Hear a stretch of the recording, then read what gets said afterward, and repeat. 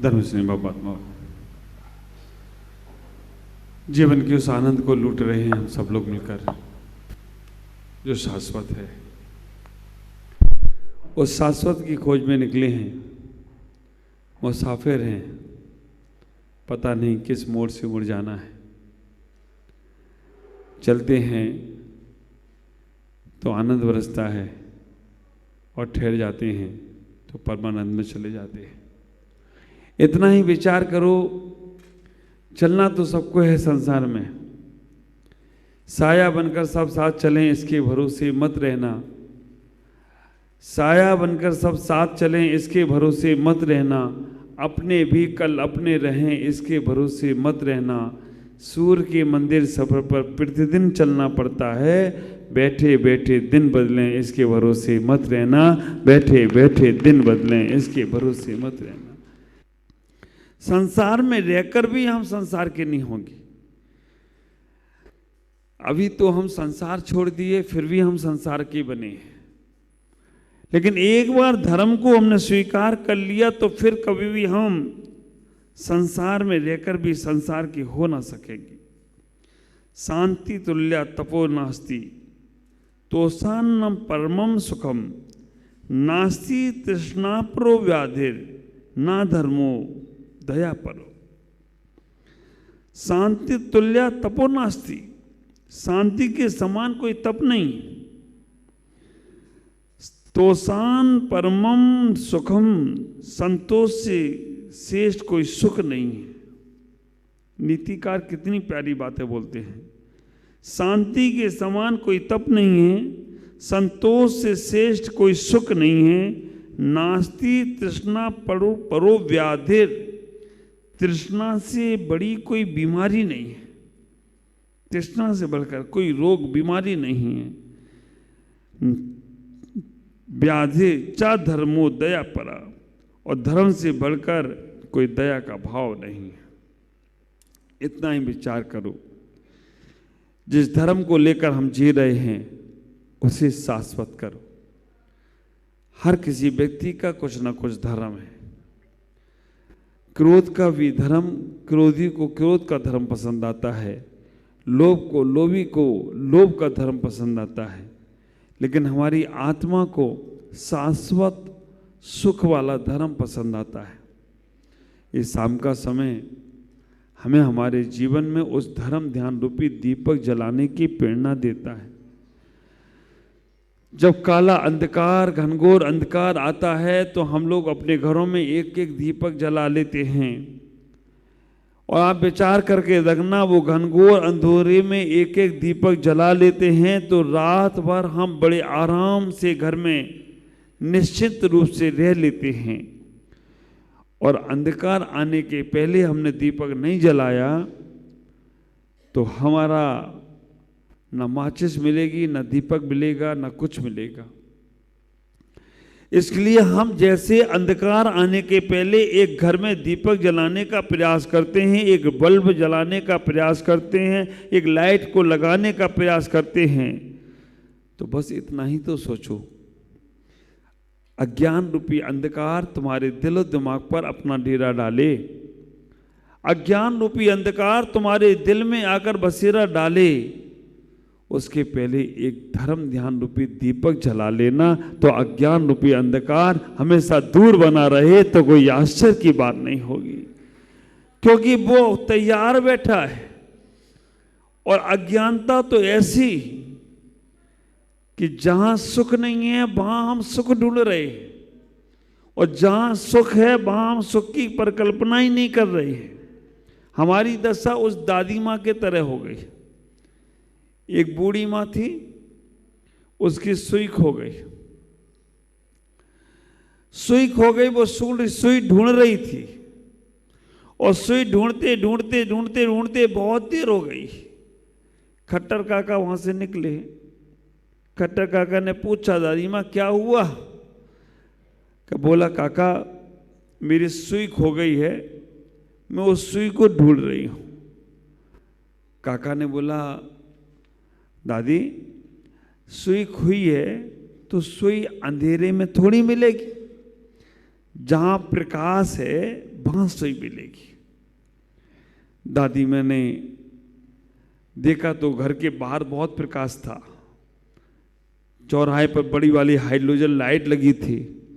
वो दादी माँ वहां चली गई और वो प्रकाश में सुई ढूंढने लग गई, खूब सुई ढूंढने लग गई, प्रकाश के अंदर सुई ढूंढ रही थी। बड़ा बल्ब लगा था, रात में भी दिन जैसा उजाला था। थोड़ी देर बाद वहां से चाचा चौधरी निकल गए। चाचा चौधरी ने पूछा, महावीर भाई कि क्या हुआ है? वो बोले कि दादी बोली कि मेरी सुई खो गई है। कहाँ खोई है? मैं भी ढूंढवा देती हूं। कहा दादी ने, सुई मेरी झोपड़ी में खो गई। यहां क्यों ढूंढ रहे हो? काका ने आगे बताया कि अंधेरे में नहीं मिलेगी, प्रकाश में मिलेगी। तो यहां प्रकाश था, इसलिए मैं यहां ढूंढ रही हूं। अब विचार करना। काका ने कहा प्रकाश में मिलेगी और चाचा ने कहा अंधेरे में मिलेगी। दोनों में कंफ्यूजन हो गया। वो दादी मां परेशान हो गई कि मैं काका की बात मानूं या चाचा की बात मानूं। काका ने कहा कि सुई ढूंढना है तो पहले प्रकाश करो, और चाचा ने कहा है कि सुई वो झोपड़ी में खोई है तो झोपड़ी में ही मिलेगी। अब झोपड़ी में तो अंधेरा था, क्या किया जाए? आप विचार करना, क्या किया जाए कि अंधेरे में सुई मिल नहीं रही है और प्रकाश में खोई नहीं है। वहां से कोई एक प्रज्ञावान पुरुष निकला। उसने इतना ही कहने का प्रयास किया, दादी से इतना ही कहने का प्रयास किया, दादी मां सुई तो जहां गुमी है वहीं मिलेगी, लेकिन वहां अंधेरा है इसलिए नहीं मिलेगी। तो जो बाहर प्रकाश दिख रहा है, अगर वो प्रकाश वहां झोपड़ी में चला जाए तो झोपड़ी में से सुई मिल जाए तो कोई आश्चर्य की बात नहीं होगी। दादी माँ की समझ में आ गया। वो बाहर से दीपक जलाकर ले गई और अंदर जाकर उसने ढूंढा तो उसे तात्कालिक सुई मिल गई। अभी दादी माँ थी या नहीं थी मुझे मालूम नहीं, काका आए या आए नहीं मालूम, चाचा आए या आए नहीं मालूम, सुई गुमी थी कि नहीं ये नहीं मालूम, लेकिन कहानी में, कथानक में तत्व बहुत है। इतना ही विचार करके रखना कि तुम्हारी सुई खोई तो कहीं और है, ढूंढ तो तुम और रहे हो। तुम्हारा अंदर का सुख खोया तो कहीं और है, सुख ढूंढ और कहीं रहे हो। तुम्हारे अंदर की शांति खोई तो और कहीं है, ढूंढ तो वो और कहीं रहे हो। तुम्हारी स्थिति ये हो गई है, दुख तो रहा है सर, मल्लम लगा रहे हो पैर में। तुम्हारी स्थिति ये हो गई है, लग तो रही सर्दी और ठंडे पानी से नहा रहे हो। डॉक्टर ने बोल दिया लोहा लोहा को काटता है, तो बेटा सर्दी में खाओ आइसक्रीम। आप विचार करके रखना, तुम्हारी स्थिति ये हो गई है, लग तो रही गर्मी और पसीना सुखाने के लिए तुम धूप में बैठ गए हो, क्योंकि तुम्हें कहने वाले कह दिए कि कपड़ा सुखाना हो तो धूप में सुखाते हैं, तो तुम चलो पसीना भी धूप में सूखेगा। आप विचार करना, पसीना सुखाने के लिए धूप में बैठने वाला व्यक्ति समझदार नहीं होगा, सर्दी में ठंडे पानी से स्नान करने वाला व्यक्ति समझदार नहीं होगा, और अंधकार में खोई हुई चीज को ढूंढने वाला भी समझदार नहीं होगा। करना ये है आपको, जिस धर्म को तुम मंदिर में ढूंढ रहे हो, जिस धर्म को तुम गुरुओं के पास ढूंढ रहे हो, जिस धर्म की व्यवस्थाएं तुमने अपने ग्रंथों में बना रखी हैं, यहां से निकलने का प्रयास करो। जब तक तुम मंदिर में, गुरुओं के पास और ग्रंथों में अटके रहोगे ना, तब तक तुम्हें अपने अंदर का वैभव मालूम नहीं पड़ेगा।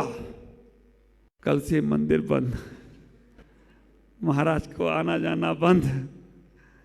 आप विचार करके रखना, मैं कह तो बिल्कुल सही रहा हूं। तुम मंदिर में जाके धर्मात्मा बन जाते हो, अभिषेक कर लेते हो, पूजा कर लेते हो, सोचे हो हमारी गंगा हो गई पार। गुरुओं के पास आहार दे लिया, बैठ लिए, हो गया नैया पार, ग्रंथों को पढ़ लिया और करना कुछ नहीं है। बस हमारी स्थिति ये बन गई। एक साधु महाराज थे, वो टिकट बेचते थे। 1 लाख रुपए में स्वर्ग का टिकट, 2 लाख दोगे तो ऊपर के स्वर्ग का टिकट, 5 लाख दोगे तो और ऊपर के स्वर्ग का टिकट, और 1-8 करोड़ दे दो तो मोक्ष। तो एक था अटपटा आदमी, उसने उन साधु महाराज से एक टिकट खरीद लिया 16वें स्वर्ग का 5 लाख रुपए देकर, और रात को आ गया साधु महाराज के पास। निकालो महाराज माल कितना है। उसने महाराज के पास तो माल निकालने आया, साधुओं को तो चक्कू दिखा रहा है, मर के नरक जाएगा। उसके जा ही नहीं सकता। क्यों? दिन में तुमसे टिकट खरीदा था, 16वें स्वर्ग का टिकट लेके बैठा हूं मैं अब नहीं जा सकता नरक, क्योंकि टिकट तुम नहीं दिया है। अब मैं नरक कैसे जाऊंगा? तो हमारी स्थिति भी यही हो गई कि मंदिर जाके धर्मात्मा हो गए और घर में जाके पाप शुरू। बाहर जाए, क्योंकि अब धर्मात्मा तो हो ही गए। तो आप विचार करके रखना, वो लाइसेंस लेने से कुछ नहीं होगा। हम कई बार ये हो जाता है, एक व्यक्ति रास्ते से चला जा रहा है और रास्ते में शेर मिल गया उसको, शेर मिल गया, शेर के पास वो पिस्तौल का लाइसेंस दिखाता रहा। शेर से कहा आगे मत आना, मेरे पास बंदूक का लाइसेंस है। शेर ने कहा तेरे पास लाइसेंस है और मेरे पास भी बड़ा वाला लाइसेंस है। आप विचार करना, बंदूक नहीं है, बंदूक का लाइसेंस घूम रहे हो लेकर, तो कुछ होने वाला नहीं है। ख्याल करो, जैन कुल में जन्म लेना बहुत आसान है। थोड़े पुण्य कर्म किए, सदकर्म किए, जैन कुल में जन्म तो हो गया, लेकिन जैनत्व को पाना, जैनत्व की उपलब्धियों को पाना, विचार करना। जयति इति इंद्रा, इंद्रियों को जो जीतता है वो जिन होता है, और जिनका उपासक होता है वो जैन होता है। तो आप अपने जीवन में इतना ही ख्याल करो, जैन कुल में जन्म तो हो गया, मानव के धर्म को तो तुमने पा लिया, लेकिन मानव के आचरण को भी पाना है। आकृति के पुरुष नहीं बनना है, आचरण के पुरुष बनना है। घर में चित्र लगा कर रखते हो।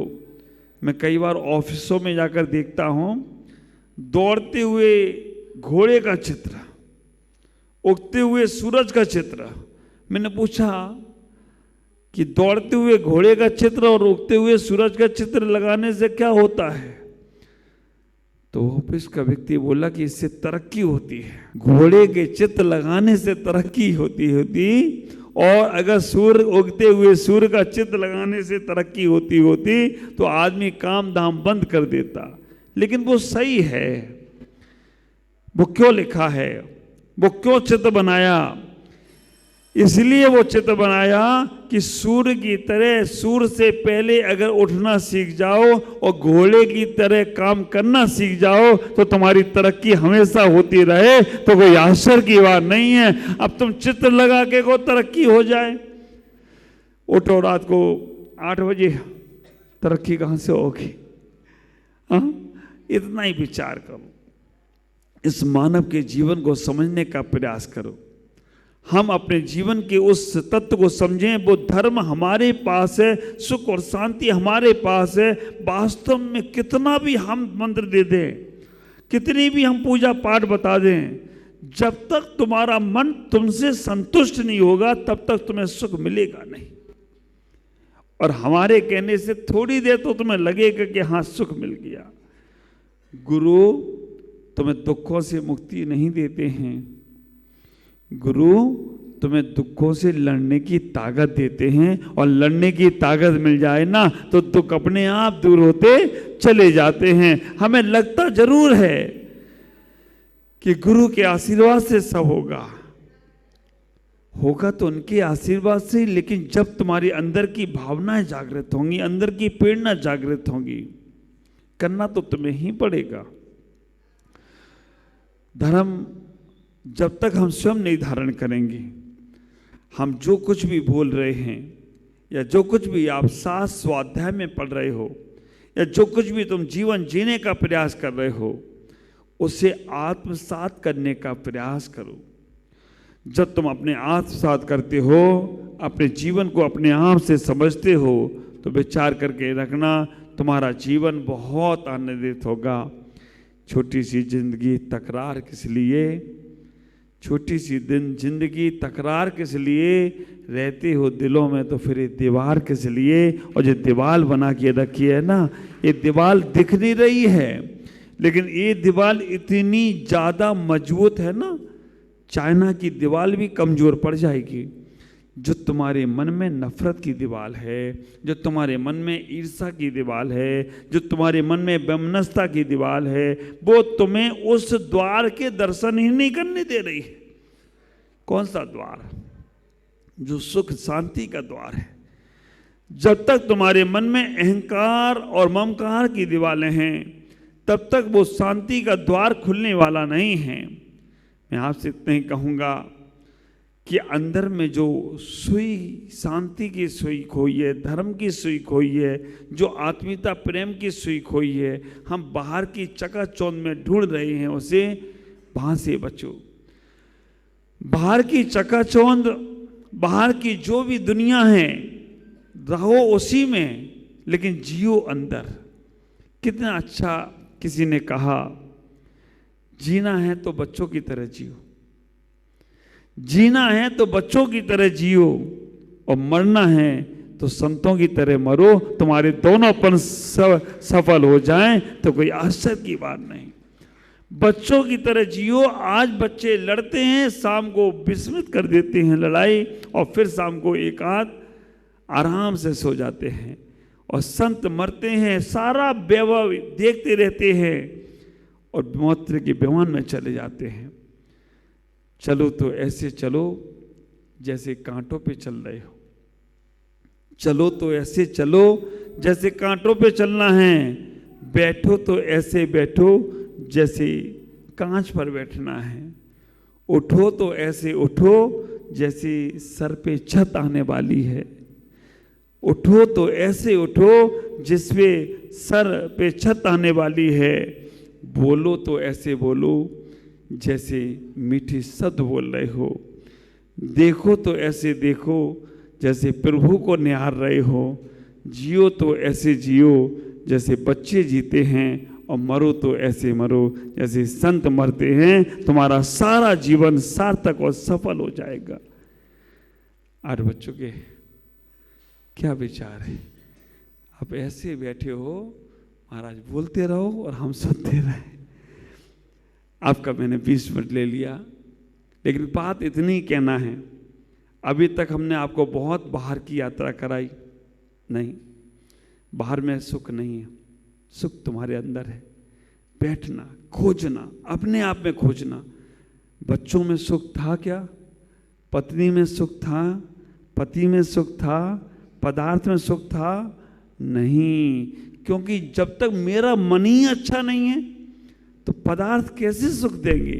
और मन अच्छा हो जाए ना, मन चंगा तो सबको मालूम है।